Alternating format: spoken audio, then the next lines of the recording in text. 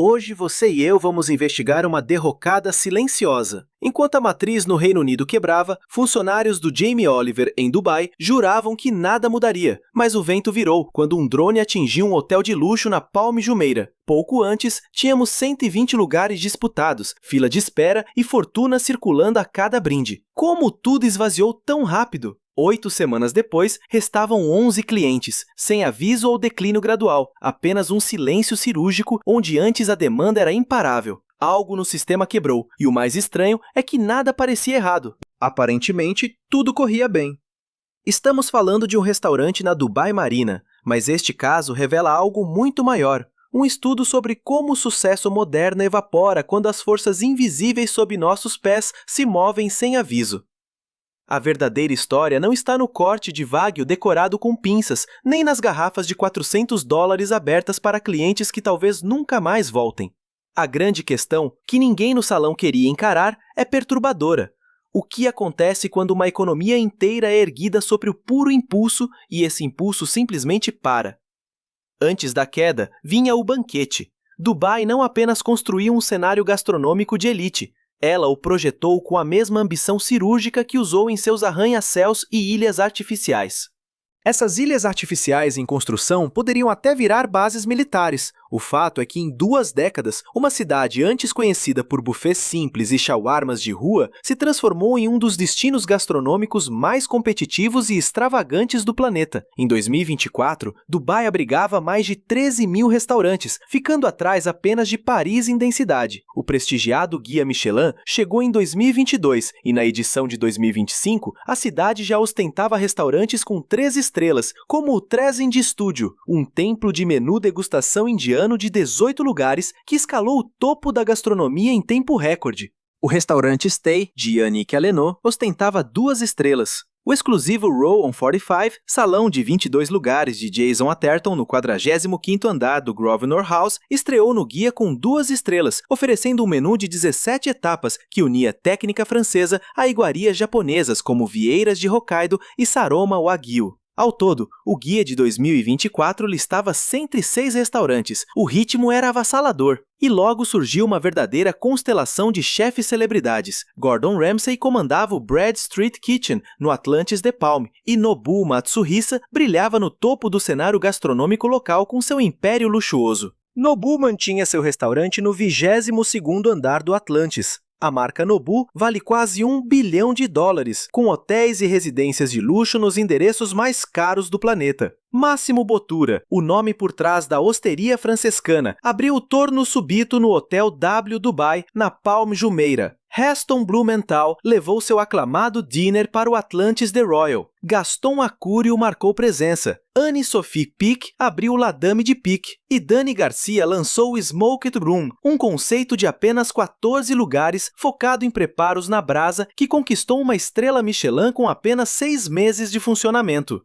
Nusret Gokce, o fenômeno da internet conhecido mundialmente como Salt Bae, comandava o badalado Nusret no Four Seasons, onde um bife tomahawk folheado a ouro custava facilmente mais de 1.000 dirhams. Do outro lado da cidade, o carismático chefe turco Burak Özdemir, famoso nas redes como CZN Burak, abria seu restaurante de proporções teatrais no centro de Dubai. O local contava com a presença constante do próprio príncipe herdeiro, Sheikh Hamdan bin Mohammed Al Maktoum, que concedeu a Burak o cobiçado selo de aprovação real. Cada inauguração era minuciosamente registrada por influenciadores digitais, avaliada por críticos internacionais e massivamente amplificada pelas redes sociais, alimentando um ciclo vicioso de puro espetáculo, vaidade e ostentação.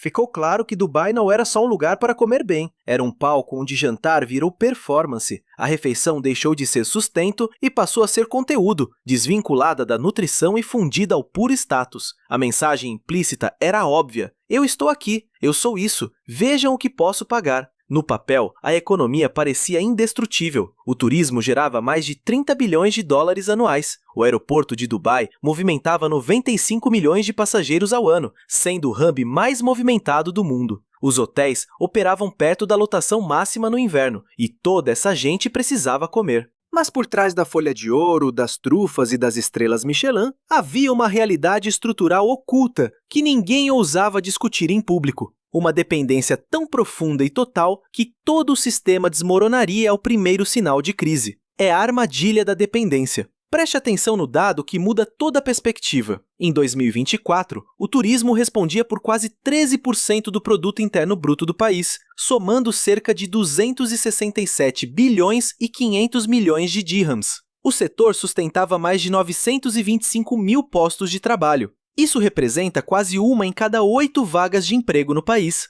Tudo dependia da vinda desses turistas. Em Dubai, especificamente, os visitantes internacionais gastaram cerca de 32 bilhões e 700 milhões de dólares em 2023. Cada turista desembolsava cerca de 1.900 dólares por estadia em hotéis, compras e jantares. Se aproximarmos nossa lente para os restaurantes, descobrimos que de 70% a 80% de todo o faturamento vinha de apenas 2 fontes, os turistas e os expatriados de curto prazo. E repare, não são 70% do fluxo físico de clientes no salão, mas sim de 70% a 80% da receita real, vinda daqueles que gastavam sem limites nos menus degustação. Eles lotavam a Palm Jumeirah, casais vindos de Londres, Moscou ou Mumbai para um fim de semana prolongado, sem hesitar em gastar 500 dirhams em um jantar, afinal, estavam de férias. Estar em Dubai significava gastar de forma extravagante. Mas pensem que não entrava nessa conta. Embora a população de Dubai tenha superado 4 milhões de pessoas em 2025, mais de 90% dela é composta por estrangeiros. A comunidade emirate representa meros 11%. O resto são expatriados com vistos temporários, cuja permanência depende de contratos de trabalho, renovações de visto e da boa vontade do empregador que patrocina sua estadia. Se você pede o emprego em Dubai, o relógio começa a correr. São apenas 30 dias para achar outro patrocinador ou ir embora. Eles são, por design do próprio sistema, temporários. O mesmo se aplica aos turistas. Os 18 milhões e 720 mil visitantes que vieram em 2024 estavam apenas de passagem, ficavam uma semana, comiam, postavam fotos e iam embora. Em tempos de prosperidade, essa estrutura de rotatividade parecia excelente, pois garantia um fluxo constante de clientes sedentos por novidades, lutando as casas novas baseados apenas na curiosidade. Uma cidade cheia de clientes temporários nunca ficava entediada ou presa a rotinas. Para os donos de restaurantes, parecia um motor de movimento contínuo que nunca falharia. Mas quando as coisas pioram, essa transitoriedade se torna uma armadilha fatal. Pessoas de passagem simplesmente param de vir da noite para o dia. Elas não deixam para trás uma comunidade leal que mantém as portas abertas. O que sobra são mesas vazias, velas queimando à toa e chefes sem ter o que servir. Lembre-se de que o turismo sozinho sustentava mais de 925 mil empregos nos Emirados Árabes Unidos. Mais de 154 mil quartos de hotel em mais de 830 propriedades estavam lotados, despejando uma multidão nos 13 mil restaurantes da cidade. A máquina funcionava em um ritmo tão ensurdecedor que ninguém escutava o silêncio que se aproximava. Mas você e eu sabemos que a fragilidade desse modelo nunca foi segredo para quem olhava os números de perto. O ponto fraco estava exposto. Uma cidade onde 90% da população é estrangeira e 13% do produto interno bruto depende de turistas não tem uma base sólida. É uma encenação que logo chegaria ao fim. A resposta veio na noite de 28 de fevereiro de 2026, motivada por um evento geopolítico tenso a 10 mil pés de altitude sobre o Golfo. Foi o colapso silencioso. Os ataques retaliatórios iranianos que se seguiram à ação militar dos Estados Unidos e de Israel contra Teherã não destruíram os restaurantes de Dubai fisicamente. Nenhum míssil atingiu os salões de jantar, nenhuma cozinha foi bombardeada e o concreto continuou intacto. No entanto, a infraestrutura invisível, a linha direta de turistas cruzando aeroportos e ocupando mesas todas as noites, foi cortada de forma definitiva da noite para o dia. Hoje, você e eu vamos investigar de perto uma das maiores catástrofes econômicas recentes. Na primeira semana do colapso, mais de 23 mil voos foram cancelados em todo o planeta. O Aeroporto Internacional de Dubai, o centro de conexões mais movimentado do mundo, viu cerca de 80% de suas operações simplesmente desaparecerem. O espaço aéreo dos Emirados Árabes Unidos foi totalmente fechado e depois reaberto apenas para corredores militares de emergência. A gigante Emirates tentava respirar por aparelhos, operando com apenas 60% de sua capacidade normal em 6 de março. A ocupação dos hotéis de luxo, antes esgotada no pico do inverno, despencou para quase zero. 20 milhões de turistas sumiram no ar. Nossa investigação teve acesso a dados internos brutais da indústria gastronômica. A empresa de tecnologia Servai revelou que o volume de pedidos nos salões dos Emirados caiu de 4.950.000 no primeiro trimestre de 2025 para 4.570.000 no mesmo período de 2026. Mas essa queda esconde algo ainda pior, pois ignora os negócios que já tinham falido e fechado as portas para sempre. O número de restaurantes ativos no sistema despencou de 621 para 577. A receita total desmoronou para 574 milhões de dirhams, cerca de 156 milhões de dólares. O relatório conjunto do Fórum Global de Investimento em Restaurantes e da consultoria Juniper Strategy confirmou que o desempenho das casas que resistiram caiu 27% em comparação ao ano anterior. E então, o pior aconteceu. Não foi um recuo silencioso ou gradual, mas sim um rastro de portas trancadas e anúncios repentinos de falência. No Atlantis The Palm e no Atlantis The Royal, complexos que eram o topo absoluto da ambição gastronômica de Dubai, o império ruiu. Nomes lendários como Hakkasan, Dinner de Heston Blumenthal, Ling Ling, Brasserie Fonson, Isiano e o Lamar de Gaston Acúrio fecharam as portas. Não estamos falando de lanchonetes de esquina. Eram tempos da culinária onde conseguir uma reserva meses antes era uma missão quase impossível. Lugares blindados por chefes renomados que pareciam totalmente invencíveis. A diretora da Atelier House Hospitality, Panchali Mahendra, admitiu em entrevista que poucos restaurantes independentes teriam caixa para aguentar 6 meses sem faturamento, prevendo uma onda massiva de falências até o verão. Mas nenhuma dessas planilhas de ocupação ou relatórios de receita consegue traduzir a verdadeira tragédia humana que se desenrolava nos bastidores, nas cozinhas e nos escritórios de 13 mil estabelecimentos que viam o chão sumir sob seus pés de uma hora para outra. Descobrimos histórias como a do chefe libanês que investiu cada centavo de suas economias em um conceito moderno de meze in City Walk. Foram 14 meses de obras e um pré-lançamento em janeiro que parecia justificar todos os riscos. Em março, ele atendia menos de 20 clientes por noite, mas precisava pagar uma equipe dimensionada para 200. Sozinho no salão vazio, ele ligou para seu sócio em Beirute e disse que saiu do Líbano porque o país estava desmoronando, mas veio para Dubai achando que lá isso jamais aconteceria. Ou a sous-chefe filipina, que morava lá há 3 anos, enviando dinheiro para Cebu para pagar os remédios da mãe e os estudos do irmão. Ela sustentava de longe a filha que crescia sem sua presença física. Quando o restaurante reduziu sua jornada de 6 para 3 dias na semana, ela preferiu o silêncio, mandava menos dinheiro e rezava para ninguém notar. Também conversamos com um entregador indiano que trabalhava 12 horas diárias em 3 aplicativos diferentes e viu suas entregas caírem de 35 para apenas 9 por dia. Ou o lavador de pratos paquistanês de um restaurante de luxo que chegava às 5 da manhã para preparar uma cozinha que não serviria a ninguém. Ele continuava indo apenas porque a outra opção era perder o visto de trabalho e ser expulso do país imediatamente. Esses relatos não são apenas estatísticas frias, são vidas humanas despedaçadas. O sistema em que todos apostaram suas fichas tinha uma falha grave que ninguém ousava discutir quando o dinheiro jorrava. Ele dependia inteiramente de multidões de turistas que não tinham nenhum compromisso de permanecer ali. Quero que você e eu olhemos atentamente para a matemática cruel que destrói esses negócios. O restaurante operando com 15% de sua capacidade não perde apenas 85% do seu lucro. Ele perde tudo e mais um pouco, pois a estrutura de custos de um estabelecimento gastronômico é brutalmente concentrada no início do mês. Os maiores custos operacionais simplesmente não encolhem quando os clientes desaparecem. Eles continuam fixos, mês após mês, frios como a cobrança de um aluguel comercial. Em regiões nobres de Dubai, como a Marina, o Centro Financeiro ou a Palm Jumeirah, o aluguel de um salão pode custar entre 40 mil e 80 mil dirhams mensais, o que equivale a algo entre 11 mil e 22 mil dólares. Esse valor deve ser pago integralmente, quer você atenda 300 clientes ou apenas 3. Em 2026, os proprietários dos imóveis não mostraram qualquer flexibilidade. O empresário Hater Madani confirmou que não recebeu nenhum desconto em suas lojas. Gigantes do setor imobiliário como a Emaar e a Dubai Holding se recusaram a comentar publicamente sobre qualquer medida de alívio para os inquilinos comerciais. Toda a pressão esmagadora ficou sobre as costas dos donos de restaurantes. Além do aluguel, há a folha de pagamento. Cortar horas ajuda, mas uma cozinha profissional exige uma equipe mínima para abrir as portas, desde quem recebe os insumos às 6 da manhã até quem limpa as grelhas.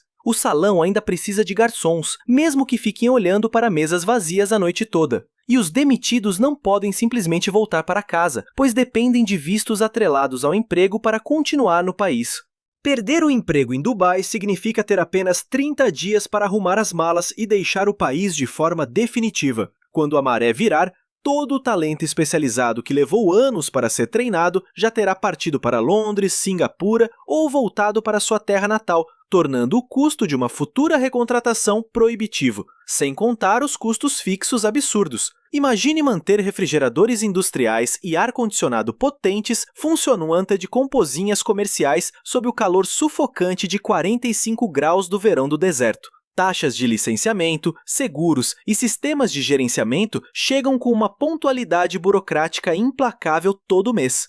Essas contas chegam mesmo que o salão de jantar pareça mais um mausoléu do que um restaurante. E então surgem os aplicativos de entrega, vendidos como a grande salvação da lavoura. Muitas marcas migraram desesperadamente para plataformas como Talabat e Deliveroo, mas elas cobram comissões abusivas que variam de 25% a 35% em cada pedido. Para um negócio que já opera com margens de lucro minúsculas, entregar 1/3 do faturamento para uma empresa de tecnologia não é uma salvação financeira. É apenas uma forma diferente de registrar prejuízo. O desequilíbrio é evidente e asfixia quem tenta produzir a comida de verdade. A conta simplesmente não fecha. A maioria dos estabelecimentos precisa de 65% a 75% de ocupação apenas para pagar os custos básicos do dia. Operar com 15% de capacidade não é comércio, é um ritual diário de prejuízo planejado. Significa abrir as portas, acender as luzes, preparar os ingredientes, pagar a equipe e ligar os fogões sabendo que cada cliente atendido vai custar dinheiro do seu próprio bolso. É uma agonia lenta, onde o empresário observa o saldo bancário minguar dia após dia, esperando por um milagre que ele sabe que não vai acontecer, até que o banco ou os credores tomem a decisão por ele. Se você e eu analisarmos friamente, a resposta do governo de Dubai com um pacote de apoio de 1 bilhão de dirhams lançado em março foi apenas um paliativo. O centro financeiro ofereceu parcelamentos e o Banco Central facilitou empréstimos, mas essas medidas serviam apenas para amortecer a queda, não para consertar as fundações condenadas da economia local. O problema estrutural continuou intocado. Toda a rede de hospitalidade dependia de um fluxo de dinheiro que poderia evaporar em menos de uma semana. Multidões de turistas de passagem nunca serão uma comunidade real de moradores locais, e é justamente aqui que nossa investigação se expande para o resto do mundo. O colapso dos restaurantes de Dubai não é uma anomalia isolada provocada por um evento geopolítico qualquer. Trata-se do exemplo mais claro e assustador de uma tendência global que está transformando o tecido urbano de várias metrópoles ao redor do mundo. Vemos a substituição sistemática de economias locais sustentáveis por espetáculos voltados unicamente para o turismo predatório. A lição que fica, sempre dolorosa e tardia, é que shows pirotécnicos são infinitamente mais frágeis do que comunidades reais de moradores. Pense no exemplo de Tóquio, a cidade com mais estrelas Michelin no mundo, onde o setor se sustenta não por visitantes estrangeiros, mas por moradores locais. Pense naquele trabalhador que senta exatamente no mesmo balcão de lamen toda quinta-feira, ao 12h15. Ou no casal de aposentados que celebra cada aniversário de casamento no mesmo sushi bar há 30 anos. Falo daquele izakaya de bairro onde o dono sabe seu nome, sua bebida e o aniversário da sua filha antes mesmo de ela ir para a escola. Esses lugares não precisam de Instagram, de influenciadores ou de helipontos. Eles só precisam que o prédio vizinho continue habitado. Quando a crise sanitária atingiu Tóquio em 2020, o setor de restaurantes balançou, mas revelou sua verdadeira força. A indústria sofreu, é claro, mas não desmoronou como os polos dependentes de turistas estrangeiros. Os moradores locais ainda estavam lá e apoiaram os negócios de seus bairros, porque sentiam que aqueles espaços eram deles e não um cenário instagramável para as férias de terceiros. Em Paris, as investigações apontam para o mesmo caminho. Os bistrôs tradicionais do 11º e do 20º distrito, sem cardápios traduzidos nas janelas, resistiram à crise muito melhor do que as varandas superfaturadas da Champs-Élysées. Eles se sustentavam em relações cotidianas e fidelidade, e não em reservas feitas com 6 semanas de antecedência por viajantes que nunca mais retornariam. Vemos esse mesmo padrão em Istambul, nos bairros de Condesa e Roma na Cidade do México, no distrito de Ari em Bangkok e na Mouraria em Lisboa, antes de ser descaracterizada pelas plataformas de aluguel por temporada. A regra constatada em campo é clara: comércios integrados à comunidade sobrevivem às grandes crises, enquanto os dependentes de turistas desaparecem com eles. Essa é a verdade oculta que a crise de Dubai escancara para o mundo inteiro. Ela serve de alerta para qualquer metrópole que escolheu apostar seu futuro financeiro na atração de olhares estrangeiros temporários, em vez de fortalecer o dia a dia de sua própria gente. Multidões passageiras não formam comunidades, e salões cheios de turistas nunca serão iguais a salões cheios de vizinhos. Se pararmos para analisar, a diferença é brutal. Um é um evento de receita rápida, lucrativo e passageiro. O outro é uma relação constante e imune a crises, algo que nenhum marketing consegue comprar. Quando a tempestade chega, o evento acaba, mas a relação resiste. Os restaurantes de Dubai não faliram porque a comida era ruim, pois ela era extraordinária. Não faliram por causa do atendimento, que era impecável, e muito menos por falta de talento de seus chefes, falta de capital de investidores ou falta de ambição da cidade. O colapso aconteceu por um problema de base muito mais profundo, silencioso e estrutural, que as planilhas de investimento simplesmente optaram por ignorar durante anos de crescimento desenfreado. Eles faliram porque o modelo de negócios assumia que as multidões de visitantes seriam eternas. Acreditavam que o fluxo de 20 milhões de turistas anuais era uma garantia absoluta, tão confiável quanto o calor do deserto. Porém, quando esse fluxo foi bloqueado por fatores geopolíticos fora de controle, por mísseis e drones em uma escalada militar regional,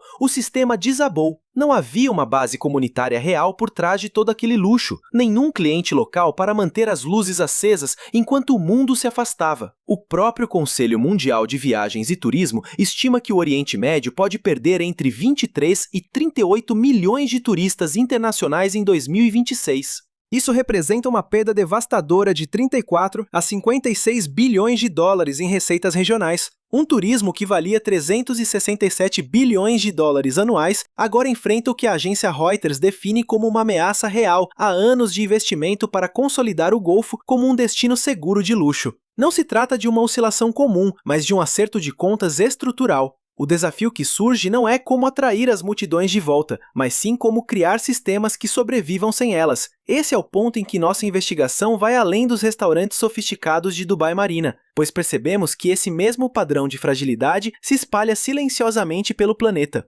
Se você e eu investigarmos as entrelinhas, veremos esse padrão em cidades que medem o sucesso pelo tráfego de pessoas, em vez da estabilidade dos moradores. Ocorrem economias que preferem a visibilidade à resiliência, e em mercados que se preparam para o pico de demanda, mas não sabem lidar com o silêncio. Costumamos achar que o colapso é um evento dramático, mas o que as evidências nos mostram é uma realidade diferente. É uma falência silenciosa, matemática e puramente burocrática. Ela começa de forma discreta nas planilhas de escritórios, antes de estourar nas capas dos jornais. Primeiro, uma malha aérea reduzida. Depois, o ritmo de reservas desacelera de vez. De repente, um salão que antes vivia lotado se depara com a quietude profunda. A verdade perturbadora por trás dessa investigação é que nada parecia errado segundo os padrões normais de fracasso comercial. A comida continuava impecável, a equipe bem treinada e o design de interiores feito para impressionar. A imagem de marca estava intacta e o capital dos investidores ainda existia. O que mudou não foi a qualidade oferecida, mas sim a continuidade. E a continuidade não é algo que se possa servir em um prato ou criar com estratégias de marketing agressivas. Ela decorre de algo bem mais lento, sutil e menos glamouroso, a lealdade de quem volta, não por causa de uma novidade exótica na internet, mas por sentir que pertence àquele lugar de forma genuína. É exatamente essa conexão invisível que sustenta a estrutura. É isso que torna este momento tão revelador para quem acompanha o cenário. Quando os sistemas são erguidos apenas para a chegada constante de novos rostos, novas demandas e atenção passageira, eles parecem inabaláveis, até que essa chegada se torna incerta. É aí que a velocidade que gerou o crescimento começa a revelar uma extrema fragilidade de base. A pergunta que fica no ar após essa apuração não é apenas sobre Dubai e não se resume a restaurantes. Trata-se de planejamento. É sobre o que decidimos construir quando as coisas estão dando certo e o que simplesmente esquecemos de proteger para quando tudo der errado. Afinal, cada metrópole, setor e economia, mais cedo ou mais tarde, encara a mesma prova de fogo. O teste real não é se você consegue crescer, mas se a estrutura resiste quando o crescimento deixa de ser garantido. Enquanto encerramos essa apuração, em algum salão de jantar iluminado para o serviço, alguém faz exatamente o mesmo cálculo silencioso. Essa pessoa observa as mesas vazias, monitora a porta e espera para ver se a noite de hoje trará movimento ou se será o começo do fim. Deixo a você e a mim mesmo esta reflexão final. A grande dúvida não é o que gerou toda essa calmaria repentina, mas algo bem mais difícil de responder. Quando todo um sistema é moldado apenas com base na entrada contínua de pessoas, o que realmente resta de valor no momento em que elas param de passar pela porta?